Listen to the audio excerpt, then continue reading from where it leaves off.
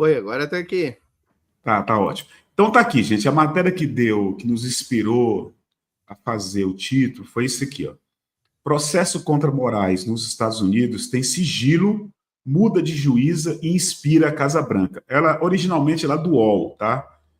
O processo movido pelas empresas Rumble e Trump Media contra Alexandre de Moraes nos Estados Unidos foi colocado sob sigilo, impedindo a divulgação das audiências. O caso foi apresentado em uma corte na Flórida, no mesmo dia que Bolsonaro foi denunciado pela PGR aqui no Brasil. As companhias acusam Moraes de censura, mas omitem que não possui representação legal no Brasil, como exigido pela legislação. Né? Inicialmente, o caso estava sob responsabilidade da juíza Charlene Edwards Honeywell, nomeada por Barack Obama. No entanto, em 24 de fevereiro agora, ela transferiu o processo para a juíza Mary Scriven, nomeada por George W. Bush e de posição inferior na corte. O motivo da mudança não foi informado. No dia seguinte, Scriven rejeitou a liminar solicitada pelas empresas, alegando que as medidas atribuídas a Moraes ainda não haviam sido implementadas. Apesar disso, permitiu que a ação continuasse, apontando falhas na denúncia. O executivo da Trump Media, Devin Nunes, classificou a decisão como uma grande vitória para a liberdade de expressão. Por que nós colocamos isso aqui? Eu vou explicar rapidamente, ou pelo menos eu vou tentar. É que está na hora de alguém no Brasil, as autoridades, o Itamaraty, o Lula vem falando, né? Mas o Lula não tem falado de forma direta. Né? Não sei se ele pode, né? Dentro, porque ele é o presidente da República, o negócio todo. O certo, gente, é que eu acredito que é preciso se fazer alguma coisa. Na semana passada, nós falamos aqui que o Supremo estava se fechando em torno, se fechou em torno do Moraes para defendê-lo de qualquer tipo de ataque vindo dos Estados Unidos. Mas o Eduardo Bolsonaro não para, um minuto sequer. Não para. E dentro dos ataques que o Eduardo Bolsonaro faz, ele usa um discurso que não tem nenhuma lógica ele usar, que é o discurso de defesa dos direitos humanos, um cara que vestiu a camisa do Ustra, o cara que ficou atrás do pai, o pai fazendo aquele voto abjeto contra Dilma, promovendo o torturador. E se vocês pegarem agora, depois da live, o voto do Bolsonaro deveria ter saído preso, algemado, lá de dentro da Câmara. O Eduardo estava atrás dele, falando a mesma coisa, sem que o som saísse da boca dele. E o cara está hoje pedindo, fazendo discurso e defendendo direitos humanos, né? Dizendo que o pai dele está sendo perseguido.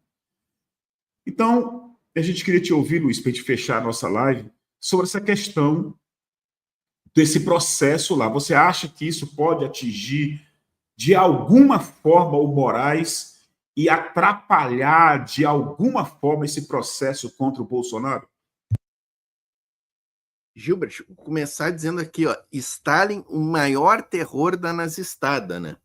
O cara que derrotou o Hitler e a máquina de guerra nazista, né? Não à toa é um dos maiores vítimas da propaganda imperialista estadunidense, né?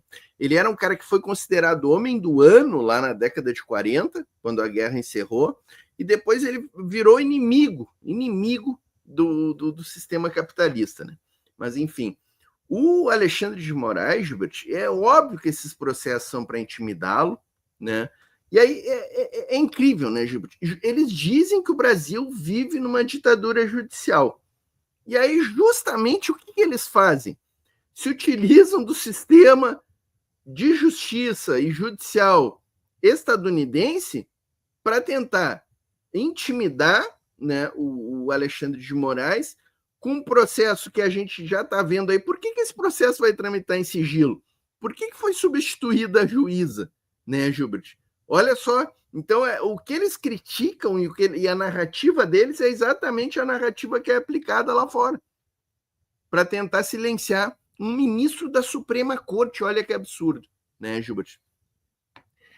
Esse processo, Gilbert, contra ele nos Estados Unidos não tem a mínima chance de ter alguma procedência, especialmente porque eles não têm competência para julgar uma questão que é de atribuição aqui do nosso Poder Judicial. Isso está acontecendo aqui dentro do Brasil. Pelo princípio da territorialidade, é aqui dentro do Brasil que tem que ser discutida essa questão. Se a gente admitir o contrário, aí a nossa soberania foi definitivamente pelos ares, né? E eu acho que o Alexandre de Moraes deu a resposta perfeita para isso tudo que está acontecendo, né? O Brasil deixou de ser colônia em 1822. Frase do Alexandre de Moraes, né? Num evento aí, numa aula magna que ele proferiu, o Flávio Dino estava também nessa aula magna, foram maravilhosas as falas dos dois, né? E assim, né, Gilbert, num episódio como esses, a gente vê como o judiciário é definitivamente um poder político, né? Veja que o Donald Trump e os republicanos e essa corja aí que está no poder lá nos Estados Unidos estão utilizando o poder judiciário de forma totalmente política, substituindo juízes para julgar o Alexandre de Moraes nesse episódio. Então, assim, Gilbert, consequências que pode ter esse processo? Eu acho que ele não vai ter nenhuma influência no julgamento aí desse histórico processo, né, dessa histórica denúncia. Não é histórica só pelo indiciamento e a denúncia do Jair Bolsonaro, um ex-presidente que fez tudo que fez no Brasil, né, Gilbert? É histórico também pelo fato de generais e oficiais de alta patente estarem denunciados à Justiça Civil brasileira. E esse fato é histórico e muita gente não se dá conta disso, né? Então, assim, Gilbert, eu acho que continuo achando que esse processo vai ter uma tramitação dentro dos ritos processuais da legislação brasileira. Nós vamos ter a obediência de todos esses ritos, e é por isso que esse processo não vai ser julgado agora, em março e em abril. Ele vai ser julgado lá em setembro, outubro, mais ou menos, porque a gente tem que obedecer aos ritos, e eu acho que não vai ter intimidação ao Alexandre de Moraes, ao Flávio Dino, a qualquer ministro aí da Suprema Corte Brasileira. E só para finalizar, Gilbert, eu acho que o presidente Lula não deve se envolver nisso aqui, não deve, sabe? O Lula é um estadista, ele sabe como se comportar e está se comportando muito bem. Ele não deve atacar diretamente o Donald Trump. A gente gostaria muito que o Lula viesse espinafrasse o Donald Trump, mas ele não tem que fazer isso. O Lula é um estadista, o Lula tem que manter a posição dele de presidente da República. Eu acho que quem tem que tomar atitude são os movimentos sociais, especialmente aqueles que atuam no judiciário. O próprio parlamento brasileiro deveria tomar uma atitude em relação a isso, especialmente colocar de volta na pauta a lei de regulamentação das redes sociais no Brasil, que é fundamental. O Flávio Dino, nessa aula magna que eu me referi, falou sobre isso, falou que o judiciário não estava fazendo ativismo judicial quando julgava matérias relativas às redes sociais, porque há um vazio de lei no Brasil e o judiciário precisa dar resposta quando há vazio de lei. Isso está previsto na nossa lei de introdução ao Código Civil, Gilbert, está bem claro lá. Quando não houver leis e normas em relação a casos concretos submetidos ao judiciário, o judiciário não se furtará a decidir. O judiciário aplicará o melhor direito àquela questão, utilizará de analogia, buscará o direito comparado, que são legislações de outros países, para julgar aquelas matérias.